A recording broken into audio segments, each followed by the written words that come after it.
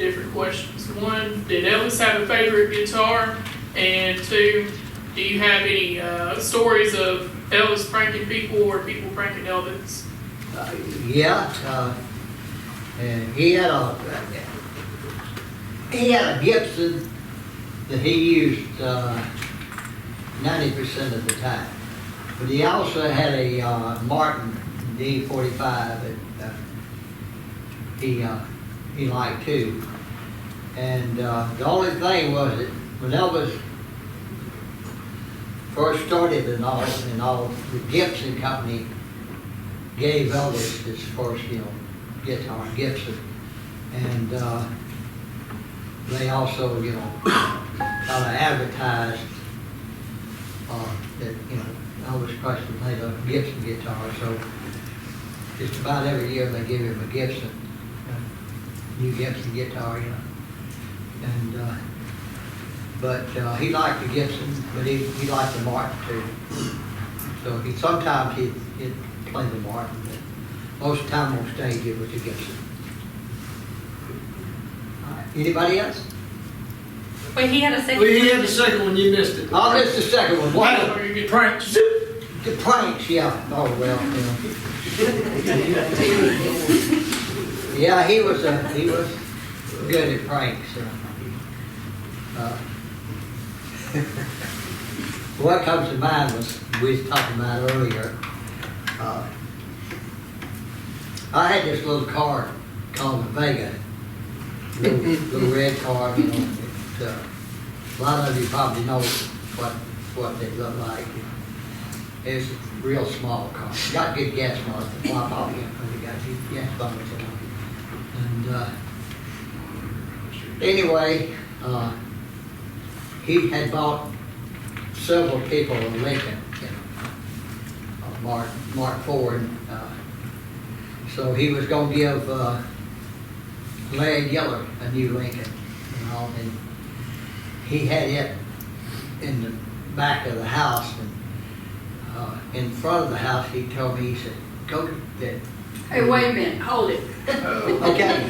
First, you gotta tell about picking him up from the hospital to make the story why he wanted you to go get that baby. I mean, if you can't do it right. Yeah, don't do it. Damn. Thank you, Mama. I just need to say something. Thank y'all. I'll take it over from here. No, I did forget that. You're right. Yeah, he had to give me a brand new Lincoln Mark IV. And of course I had bought this little Vega, and I kept it. And like I said, I bought it mostly for gas mileage, and that way if I had to go somewhere, I'd always have transportation for Joe, So I tell it too.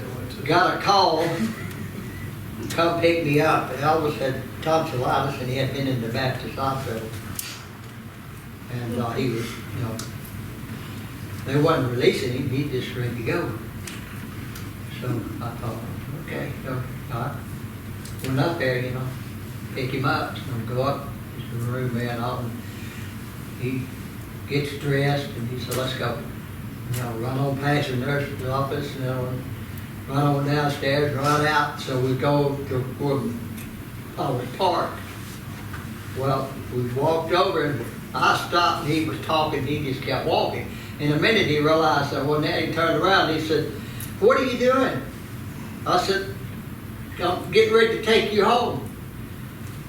And he said, "Well, where's your Lincoln?" I said, "I didn't come in my Lincoln." "Where'd you come in?" I said, "This car here." I got a look, boy, what? He went over and he said, "What in the hell is this?" I said, "This is my car." He said, "I ought to kill you." He said, "I give you a new, brand new car and you come pick me up in something like this." But he got in. We took off and all the way down I-40, bitch. What? He said, "I ought to kill you." He said, what in the hell would anybody want with a damn little old tomato can like that? I said, Elvis, it gets, yes, mother. He said, oh, yeah, you know, really, like, you know, do I not pay you enough you can buy gas? He said, I feel like my ass is dragging the concrete. And he griped the whole time. So I thought, well, okay, you know, you criticize my car and threaten to do this, threaten to do that. You know, I thought I'd, you know, one little dig, I'd get back at him. So we got the question. I said, look, I said, you want me to pull in the front gate? Or you want me to go in the back? He said, you pull in the front one, I'm kidding you. So I had to go in the back way, take him in. And he asked me if I'd, you know, if I'd give him that car. He said, you know, I give you one, would you give me one? And I said, sure. He said, no, I want that little tomato can. And he said, you know, he said, I'll put it down in the field, I'm gonna burn the hell out of it. I said, okay, whatever you want. But he was just kidding.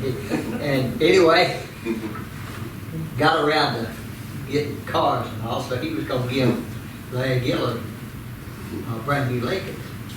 But he got to thinking about it, and so he had the Lincoln in back, had somebody, one of the other guys in it. He told me, he said, go get your little red car. So I got the little red car, and I went around the house like that, come up on this side of the drive. If you're going up, it'd be to the right and go around. But I was waiting on him, you know, open the door as soon as he opened the door, you know. So him and Larry comes out, and then I pulled on up there, and I stopped, and he was saying, Larry, he said, you know, he said, look, man, he said, you know, it's been tough this year, you know, and I hadn't done as many tours, and I also said, you know, finances were, but he said, I wanted to get you a new car, he said, and, you know, here it is and all. Well, Larry knew he'd give everybody else, you know, this new Lincoln.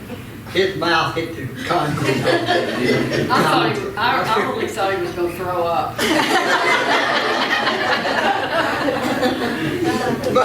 But then Elvis got tickled, got to laughing. So the other guy brought the other car around. But that was funny because just the look on his face, man, was all you wanted to see.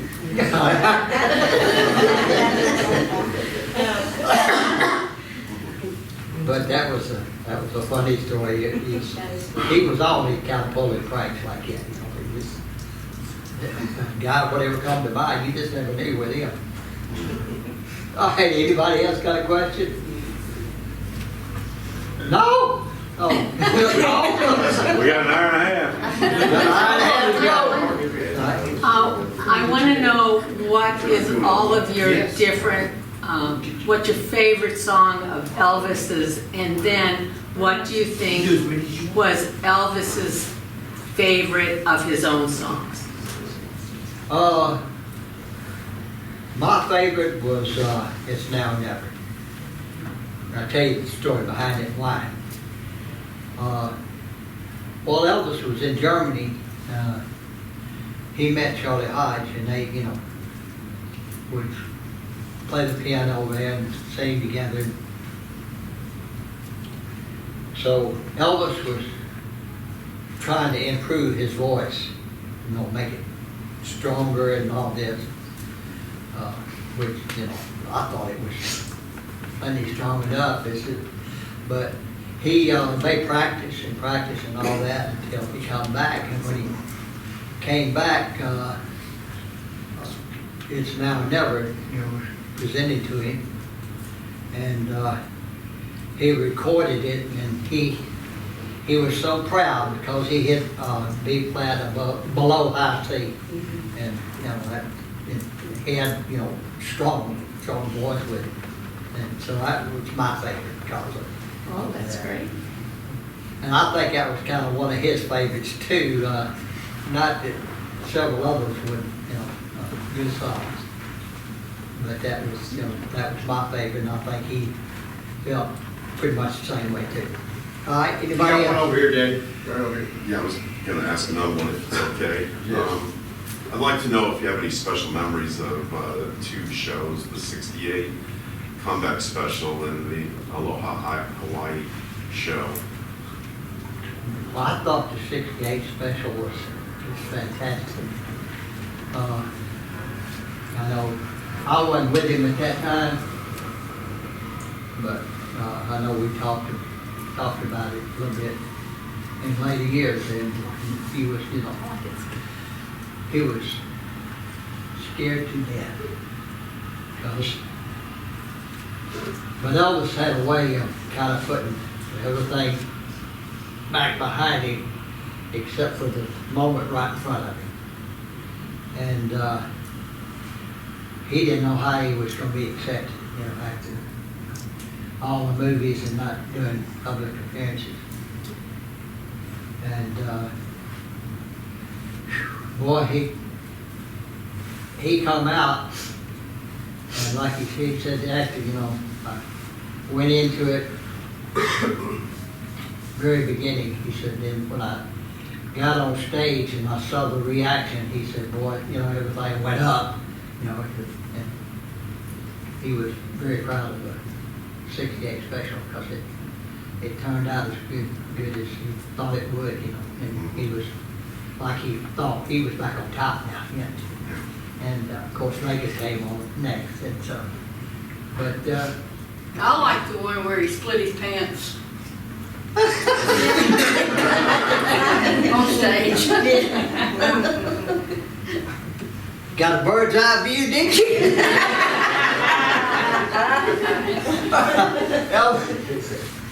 Pontiac, Michigan, I believe it was. And, Yeah.